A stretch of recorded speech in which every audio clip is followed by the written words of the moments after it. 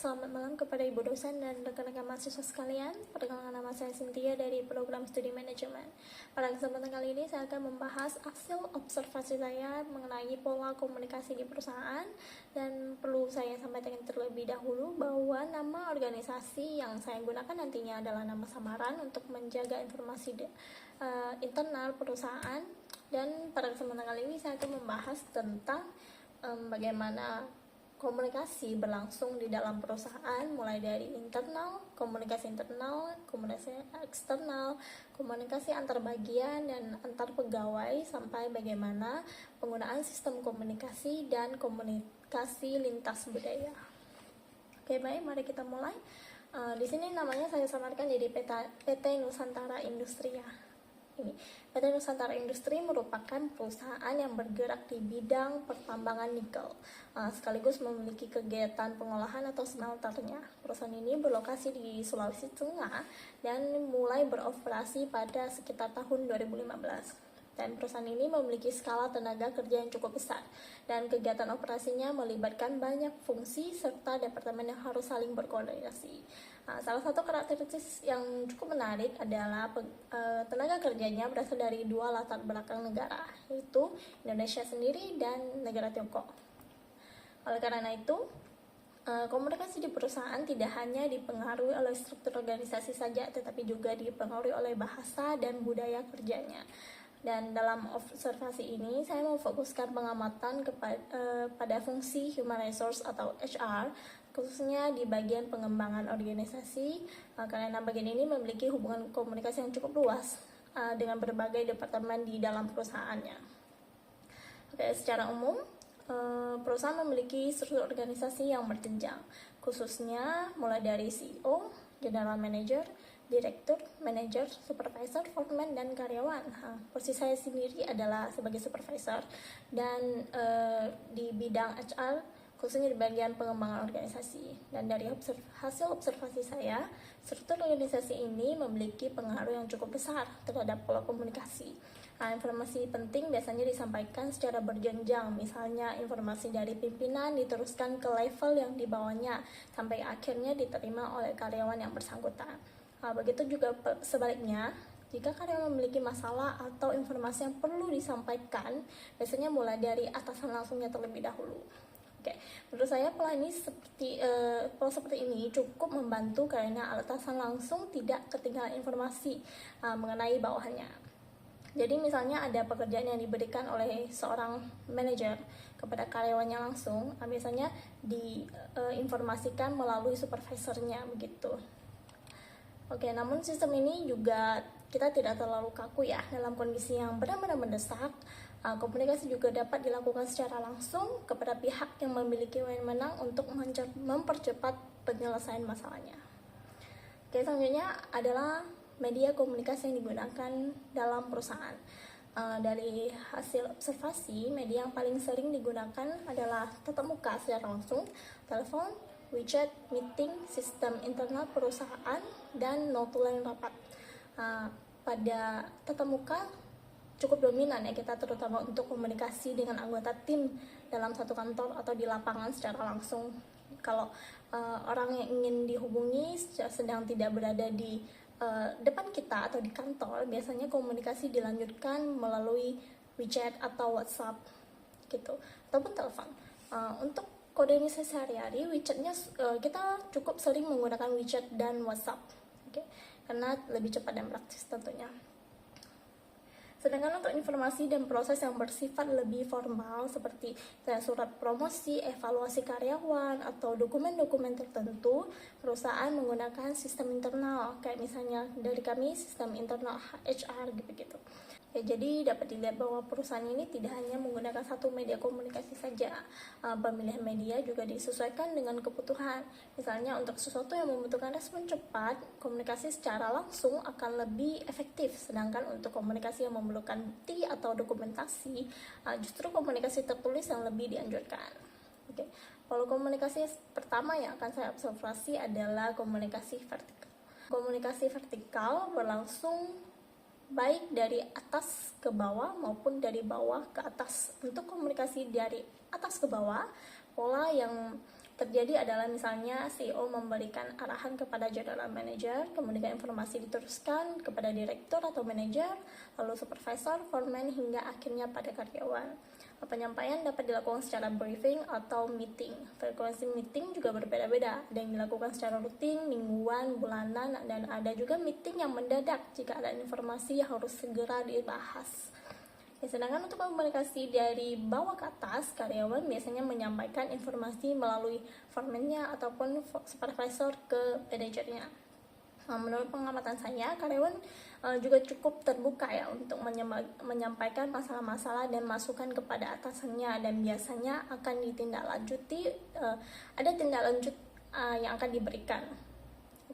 Walaupun komunikasi umumnya dilakukan secara berjenjang, terdapat pengecualian dalam kondisi mendesak. Misalnya jika manajer memerlukan informasi secara langsung dari karyawan, maka karyawan juga bisa langsung memberikan jawaban kepada manajernya. Jadi menurut saya pola komunikasi vertikal di perusahaan ini cukup struktur, tetapi tetap fleksibel sesuai dengan kondisi pekerjaannya. Selain komunikasi vertikal, terdapat juga komunikasi horizontal dan diagonal.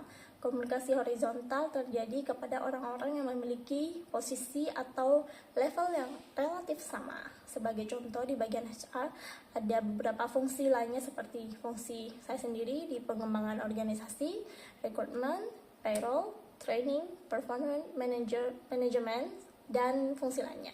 Sesama supervisor, kami cukup sering melakukan koordinasi secara langsung, terutama mengenai data karyawan dan proses HR yang sedang berlangsung. Tidak semua hal harus dibawa terlebih dahulu kepada level manager. Untuk pekerjaan yang pasti berada di dalam kewenangan kami, koordinasi dapat dilakukan secara langsung antar supervisor. Namun untuk hal yang membutuhkan keputusan yang lebih tinggi, tetap harus melalui manajer. Kemudian komunikasi diagonal terjadi ketika HR berkomunikasi dengan karyawan atau pihak departemen lain yang berbeda level atau fungsi. Karena kita HR memang melayani kebutuhan karyawan dari berbagai departemen ya. Jadi dalam kondisi tertentu kami juga bisa langsung menghubungi karyawan yang bersangkutan.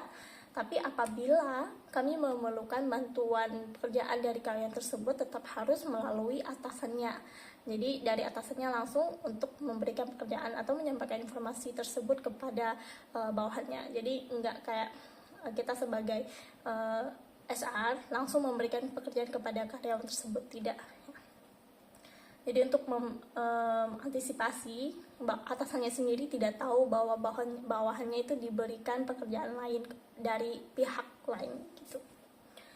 Jadi dalam praktiknya perusahaan menggunakan kombinasi antara komunikasi formal dan informal.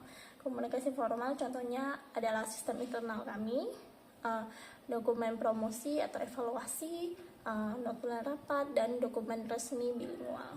Media tersebut biasanya digunakan apabila informasi membutuhkan dokumentasi, persetujuan, dan bukti tertulis. Sementara itu, komunikasi informal lebih banyak dilakukan melalui tatap muka, telepon, WeChat, atau briefing secara langsung. Menurut pengamatan saya, khususnya dalam pekerjaan di bidang lapangan, komunikasi informal lebih banyak digunakan karena lebih cepat dan lebih praktis. Namun untuk komunikasi informal juga memiliki kelemahan tentunya. Misalnya pernah terjadi satu informasi atau kesepakatan yang disampaikan secara lisan tetapi berbeda waktu, kemudian salah satu pihak lupa gitu. Jadi ingin mencari kembali bukti komunikasinya, hal tersebut sulit karena tidak ada catatan tertulisnya. Karena itu menurut saya tidak semua komunikasi harus dibuat tertulis, terutama jika kondisi di lapangan membutuhkan respon yang lebih cepat tentunya. Tetapi jika informasi tersebut penting dan memungkinkan untuk dicatat, sebaiknya tetap ada dokumen tertulisnya sebagai referensi. Bagian selanjutnya yang menurut saya cukup menarik yaitu komunikasi lintas budaya. Jadi kami ada 2 kewarganegaraan di sini, satu Indonesia, satu China, dan dalam kegiatan sehari-hari bahasa yang digunakan adalah campuran. Ada beberapa karyawan yang bilingual seperti saya dan dalam pekerjaan sehari-hari bercampur bahasanya menggunakan bahasa China dan bahasa Indonesia. Untuk komunikasi dengan dokumen resmi yang perlu dipahami oleh masing-masing pihak biasanya dilakukan dalam 2 bahasa, kita susun dalam 2 bahasa. Oke, dan proses penerjemahannya itu dibantu oleh karyawan bilingual dari masing-masing departemen.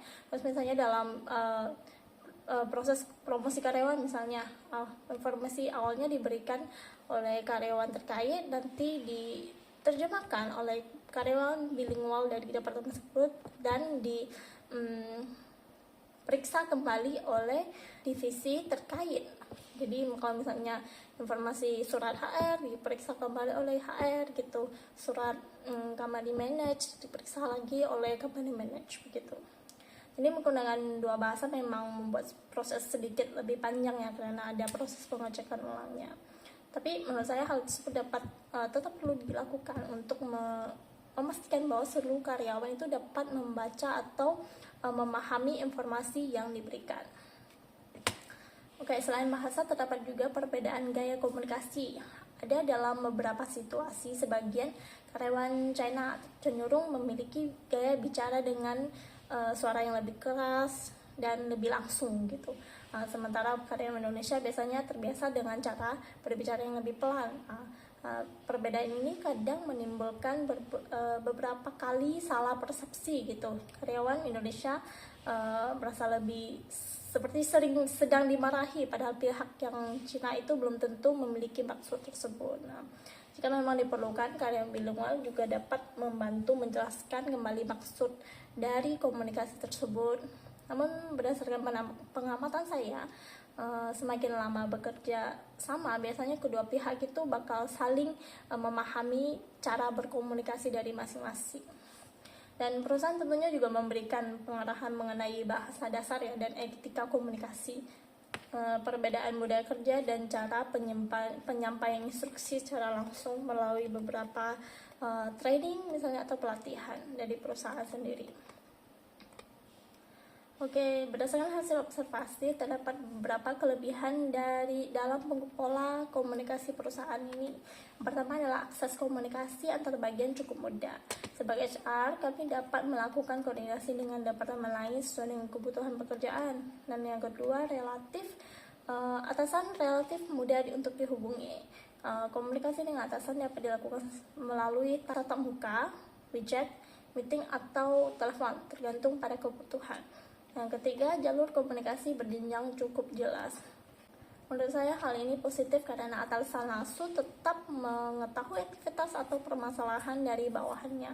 Selain itu, komunikasi dari bawah ke atas juga memiliki tindak lanjut. Perusahaan memiliki forum untuk melaksanakan yang dilaksanakan sekitar 1 bulan sekali dan melibatkan HR, supervisor, serta manajer dari departemen terkait. Masukan dan keluhan yang dibahas dalam forum tersebut biasanya dicatat dalam notulen dan selanjutnya ditindaklanjuti dengan pengawasan manajer. Dan beberapa hal tersebut perusahaan sudah memiliki dasar komunikasi organisasi yang cukup baik. Oke, walaupun secara umum komunikasinya cukup baik, tentu masih ada beberapa hambatan. Hambatan pertama adalah respons dari pihak klien yang terkadang lambat, dan hal ini dapat menyebabkan data yang belum bisa diproses. Prosesnya promosi atau evaluasi kadang mungkin terlambat dan HR harus melakukan follow up berkali-kali. Hambatan berikutnya adalah kesulitan menghubungi dan menjangkau sebagian karyawan di lapangan. Karena tidak semua karyawan aktif dalam membuka sistem chat di perusahaan. Jika menggunakan WeChat, kita harus menambah kontaknya terlebih dahulu. Sementara kalau menggunakan WhatsApp, kita harus tahu nomornya. Kadang ada nomor yang sudah diupdate oleh karyawan, misalnya ganti nomor tapi tidak diupdate di sistem atau data HR kita, jadi kadang tidak dapat kita hubungi juga. Jadi hal ini menjadi kendala bagi kami HR karena terdapat banyak pekerjaan yang membutuhkan komunikasi langsung dengan karyawan. Selain itu juga ada masalah informasi yang tidak lengkap ketika disampaikan melalui perantara. Contohnya, HR memberikan informasi kepada admin departemen dan meminta admin untuk melaporkan kepada atasannya. Namun terkadang informasi yang disampaikan admin tidak lengkap Dan dalam kondisi seperti ini, biasanya kami langsung menghubungi atasannya untuk melakukan klarifikasi. Hambatan lainnya adalah perbedaan gaya komunikasi Indonesia dan China yang seperti yang sudah saya jelaskan sebelumnya. Jadi menurut saya hambatan komunikasi di perusahaan ini bukan hanya soal bahasa, tapi juga kejelasan informasi, kecepatan respons, media yang digunakan, dan cara pesan diteruskan oleh pihak lain. Oke, dari beberapa hambatan tadi, saya memberikan beberapa saran. Yang pertama adalah mengoptimalisasi sistem internet baru yang saat ini memang masih kami dalam tahap pembangunan. Ya. Menurut saya sistem tersebut sebaiknya memiliki fitur chat atau notifikasi yang lebih aktif. Tujuannya supaya HR ataupun departemen lain dapat menghubungi karyawan secara lebih mudah tanpa terlalu bergantung kepada media seperti WeChat dan WhatsApp. Dan yang saran kedua adalah memperjelas kanal komunikasi resmi untuk informasi yang lebih penting seperti promosi, evaluasi, keputusan maupun tindak lanjut pekerjaan sebaiknya tetap tercatat di dalam sistem atau notulen. Yang begitu apabila suatu saat informasi tersebut perlu diperiksa kembali, terdapat bukti yang dapat digunakan. Oke. Namun komunikasi langsung seperti telepon dan tatap muka juga perlu kita tetap pertahankan, terutama di lingkungan seperti lingkungan pekerjaan. Kadang kita tidak bisa menunggu respon yang terlalu lama ya dari komunikasi tertulis, karena masalah tersebut di lapangan itu biasanya memerlukan respons yang lebih cepat. Jadi menurut saya sistem komunikasi yang ideal bukan berarti semuanya harus formal. Yang terpenting adalah cepat ketika dibutuhkan, jelas ketika disampaikan, dan terdokumentasi ketika informasinya penting. Oke. Berdasarkan hasil observasi, saya menyimpulkan bahwa pola komunikasi di PT tempat saya bekerja dapat dikategorikan cukup efektif. Komunikasi yang vertikal berjalan secara berjenjang hingga alur kewenangan dan informasi cukup jelas. Komunikasi horizontal juga mendukung koordinasi antar bagian yang memiliki level setara, sedangkan komunikasi diagonal membantu mempercepat koordinasi lintas departemen. Perusahaan juga menyeimbangkan komunikasi formal dan informal. Komunikasi informal membantu mempercepat pekerjaan, terutama di lapangan, sedangkan komunikasi formal digunakan untuk hal-hal yang membutuhkan dokumentasi. Dalam lingkungan kerja yang terdiri dari karyawan Indonesia dan karyawan Tiongkok, perusahaan juga sudah melakukan beberapa upaya untuk mendukung komunikasi lintas budaya seperti penggunaan dokumen bilingual, keberadaan karyawan bilingual, serta pengarahan mengenai bahasa dan budaya kerja. Walaupun demikian, masih terdapat beberapa hal yang dapat ditingkatkan, khususnya mengenai akses komunikasi dengan karyawan lapangan dan pengembangan sistem internal perusahaan. Dengan perbaikan tersebut diharapkan proses komunikasi dapat menjadi lebih cepat, jelas, dan efektif. Di slide terakhir ini merupakan beberapa dokumentasi dari kegiatan observasi. Dokumentasi yang ditampilkan antara lain seperti kegiatan rapat dan koordinasi internal HR, diskusi dan penyampaian materi, media informasi visual perusahaan, serta contoh penggunaan sistem internal sebagai media komunikasi formal digital. Beberapa bagian ada pada dokumentasi sengaja saya samarkan untuk menjaga kerahasiaan informasi internal dari perusahaan. Nah, dari keseluruhan observasi ini, saya melihat bahwa komunikasi memiliki peran yang sangat penting dalam mendukung koordinasi antar level jabatan, antar departemen, ataupun antar karyawan dengan latar belakang budaya yang berbeda. Karena semakin besar suatu organisasi, tentunya semakin besar juga kebutuhan untuk memastikan bahwa informasi tidak hanya cepat tersampaikan, tetapi juga diterima dan dipahami dengan maksud yang sama. Oke, demikian presentasi saya pada kesempatan kali ini mengenai hasil observasi saya tentang pola komunikasi. Jika ada kesalahan kata, mohon dimaafkan. Terima kasih atas perhatiannya kepada Ibu dosen dan rekan-rekan mahasiswa sekalian. Selamat malam.